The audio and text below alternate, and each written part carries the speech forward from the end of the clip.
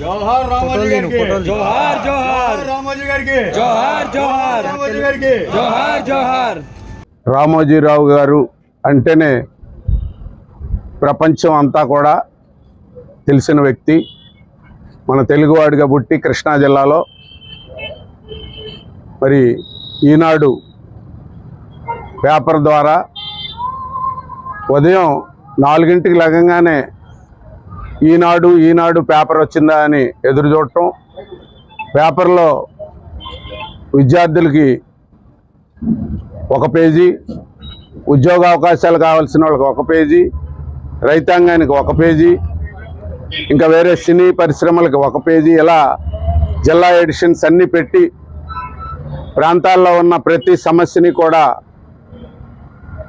వెలుగులోకి తీసి అభివృద్ధి డెవలప్మెంటు చేసిన వ్యక్తి పెద్దలు రామోజీరావు గారు. అలాగే వారి వ్యాపారంలో సినిమా ఇండస్ట్రీసు, అలాగే సినిమాలు తీసి వాటిల్ని దేశంలోనే ప్రఖ్యాతగాంచిన సినిమాలుగా అవార్డులు తీసుకుని తర్వాత రామోజీ ఫిల్మ్ సిటీ పెట్టి ప్రపంచంలోనే, ఎందుకనంటే దానికి గట్స్ ఉండాలి, ధైర్యం ఉండాలి, మరి అన్ని 100 కోట్ల రూపాయలతోటి 100 ఎకరాల్లో ఎవరు వెళ్ళినా కానీ ఆ లోపల అడుగు పెడితే చక్కటి ఆహ్లాదకరమైన వాతావరణంలో అక్కడ పిల్లలకి పెద్దలకి అలాగే కాస్త రిలాక్స్గా చేయాలని వెళ్ళిన వాళ్ళందరికీ కూడా మరి ఆ ఫిల్మ్ సిటీ ఏర్పాటు చేయటం జరిగింది. దాని మీద కొన్ని కోట్ల రూపాయలు నష్టాలు వచ్చినా కానీ ఆయన ధైర్యంగా ఉండి పత్రిక నడిపారు. అలాగే మన తెలుగుదేశం పార్టీ చూసుకున్నట్టయితే నందమూరి తారక రామారావు గారు పార్టీ పెట్టడానికి కారణం రామోజీరావు గారు. ఎందుకంటే తెలుగు ప్రజలందరూ కూడా చాలా ఇబ్బంది పడుతున్నారు. సంవత్సరానికి ఒక ముఖ్యమంత్రిని మార్చడం, రాజకీయ అనిశ్చిత ఆంధ్ర రాష్ట్రంలో ఉంది. రామారావు గారు, మీరు మనం అందరం మాట్లాడి పార్టీ పెడితే బాగుంటుందని ఆ రోజు రామోజీరావు గారు సలహాతోటేనే ఎన్టీ రామారావు గారు తెలుగుదేశం పార్టీ పెట్టడం జరిగింది. మరి ఈనాడు పేపర్ ద్వారా అలాగే ఎన్టీ రామారావు గారు రాష్ట్రం అంతా 9 నెలల్లో తిరిగితే ప్రతిరోజు పేపర్లో ఎన్టీ రామారావు గారు ఈ రాష్ట్రానికి ముఖ్యమంత్రి అయితే ఏ రకంగా ఉంటుంది, బడుగు బలహీన వర్గాలు, రైతులు, ప్రజలు, అక్కడ ఆ ప్రాంతం, ఆ రాష్ట్రం ఏ రకంగా అభివృద్ధి చెందుద్ది అనేది రామోజీరావు గారు 9 నెలల్లో ఈ పేపర్ ద్వారా పబ్లిసిటీ చేయటం వల్లే ప్రపంచంలోనే ఎక్కడా లేని విధంగా 9 నెలలు పార్టీ పెట్టిన తర్వాత ముఖ్యమంత్రి అయిన వ్యక్తి తెలుగుదేశం పార్టీ తరఫున ఎన్టీ రామారావు గారు. దానికంతా వెనకుండి నడిపించింది పెద్దలు రామోజీరావు గారు.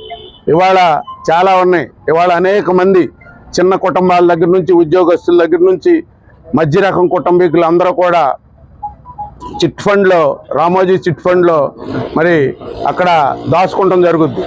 కానీ ఈ మధ్యకాలంలో ఆయన లెగకపోయినా మంచం మీద ఉన్న అవసరం లేని కేసులు, మరి నిన్న మొన్న అంటే జనరల్గా గాలి వస్తుంది, తుఫాను వస్తుంది, 4 పడితే లేపుతాం, మళ్ళీ సర్దుకుంటాం. కానీ సునామీ వచ్చింది ఆంధ్ర రాష్ట్రానికి. ఎందుకంటే ఆ ముఖ్యమంత్రి గారు చేసిన కార్యక్రమాల వల్ల. ఆయన రామోజీరావు గారిని కూడా వదలలేదు. రామోజీ ఫిల్మ్ సిటీకి సంబంధించి కానీ అలాగే చిట్ ఫండ్కి సంబంధించి కానీ అవసరం లేని కేసులేసి ఆంధ్ర కాకపోయినా బెడ్ మీద ఉన్న పోలీసులను అక్కడ పంపించి చాలా అవసరం లేని ప్రయత్నాలు మరి మన మాజీ ముఖ్యమంత్రి గారు చేయటం కూడా జరిగింది. ఇప్పుడు మాట్లాడవలసిన విషయాలు కాదు కానీ ఆయన పెట్టిన ఇబ్బందులు అయినా ఆయన ఏమి చెక్కి చెదరలా, ధైర్యంగా ఉండి అన్నీ పర్ఫెక్ట్గా ఉన్నాయి. చిట్ ఫండ్ కావాలంటే ఒక్క రోజులో మీ బ్యాంకుల నుంచి ఎంతమందికి ఎన్ని 100 కోట్లు కావాలో మరి డ్రా చేసుకెళ్ళమని చెప్పిన ఏకైక వ్యక్తి, గుండె ధైర్యం ఉన్న వ్యక్తి రామోజీరావు గారు. మాకన్నీ బాగానే ఉన్నాయి, మీకెందుకు, మాకు డిపాజిట్ కరెక్ట్గా ఉందంటే లేదని ఏదో ఒకటి ప్రభుత్వం ఉంది కాబట్టి సిఐడినో పోలీసునో పంపించి చాలా ఇబ్బందులు పెట్టారు. అలాగే ఇవాళ చదువుకునే పిల్లలకు కానీ, ఉద్యోగాలు చేసే వాళ్ళకి కానీ, అలాగే ప్రపంచంలో ఉన్న అన్ని రకాల మేధావులకి ఎవరికి ఏది అవసరమో రామోజీరావు గారు మరి పేపర్ ద్వారా కానీ, టీవీ ద్వారా కానీ, అలాగే ఈ టీవీల్లో కూడా 10 రకాలు, దానికే బిజినెస్కి ఒకటి, సినిమాలకు ఒకటి, వార్తలకు ఒకటి, అలాగే చదువుకుని ఖాళీగా ఉంటే ఉద్యోగాలు చేయాలంటే ఎక్కడెక్కడ మీకు అవకాశాలు ఉన్నాయి ప్రపంచ దేశాల్లో అనేది ఈ రకంగా అందరికీ అన్ని టీవీ దగ్గర కూర్చుంటే అన్నీ వచ్చేటట్టు మొట్టమొదట చేసిన వ్యక్తి ఎవరైనా ఉన్నారంటే అది రామోజీరావు గారే.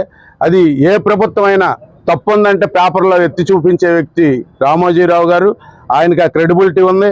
ఆ ఈనాడు పేపర్కి కానీ ఈటీవీలకు కానీ ఏ ప్రభుత్వాలు రాని ఎన్నొచ్చినా ప్రధానమంత్రి గారితో ప్రపంచ దేశాల్లో ఉన్న అధినేతలతోటి ప్రశంసలు పొందిన వ్యక్తి.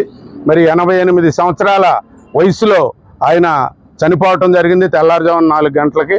కాబట్టి యావత్ దేశం అంతా కూడా ప్రపంచ దేశాల్లో ఉన్న తెలుగువారు మనం అందరం కూడా వారికి నివాళులు అర్పిస్తున్నాం. ఎందుకనంటే ఆయన బాటలో ఆయన్ని ఆదర్శంగా తీసుకుని అందరూ కూడా అన్ని రంగాల్లో రాణించాలనేదే ఆయన యొక్క అభిమతం. ఎప్పుడు కూడా అన్ని వేల కోట్లకు సంబంధించి, అలాగే ఆయన పేపరు టీవీకి సంబంధించి ఏది చేసినా అందరికీ ఉపయోగపడద్దని ఎప్పుడు మనిషి కంగారు పట్టం కానీ, ఎవరైనా ఇన్ని కేసులు పెట్టారు, ఇన్ని గొడవలు అవుతున్నా కించెమెత్తు కూడా ఆయన ముఖంలో ఎప్పుడు కళ మారిన పరిస్థితి లేదు. అలాంటి ధైర్యం ఉన్న వ్యక్తి రామోజీరావు గారు. ఒకసారి ఫిలిం సిటీకి ప్రాబ్లం వస్తే తెలంగాణ అప్పటికి ఉద్యమం జరుగుతుంది. అప్పుడు ప్రపంచ దేశాల్లో ఉన్న తెలుగు వారందరూ కూడా అండగా ఉన్నాం.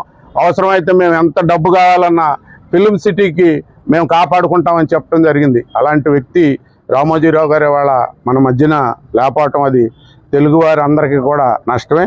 కానీ 88 సంవత్సరాల వయసులో ఆయన మంచిగానే చనిపోవటం జరిగింది. ఆయనకి మనందరి తరపున ఆ భగవంతుడు మరి ఆయనకి ఏ ఇబ్బంది లేకుండా వాళ్ళ కుటుంబ సభ్యులకి అందరికీ కూడా మంచిగా రామోజీరావు గారు ఏ పేరైతే తెచ్చారో అది ఇంకా పెరగాలి తప్ప తగ్గకుండా ఫిలిం ఇండస్ట్రీ కానీ, ఇటు ప్రెస్ పరంగా కానీ, అటు టీవీ పరంగా కానీ, అలాగే అన్ని రంగాల్లో ఆయన ఏ రకంగానైతే ఎవరికి తలంచకుండా ఉన్నాడో ఆ కుటుంబ సభ్యులు ఆ బాధ్యతలు తీసుకునే వాళ్ళకు కూడా భగవంతుడు ఆ మనోధైర్యం ఇచ్చి ఆయన ఆత్మకి శాంతి కలగాలని మరి మనందరం కూడా కోరుకుంటాం జరుగుతుంది. ఒక్క 2 నిమిషాలు మౌనం పాటించు. ఓకే. జోహార్ రామోజీరావు గారు. జోహార్ రామోజీరావు గారు. జోహార్ రామోజీరావు గారు.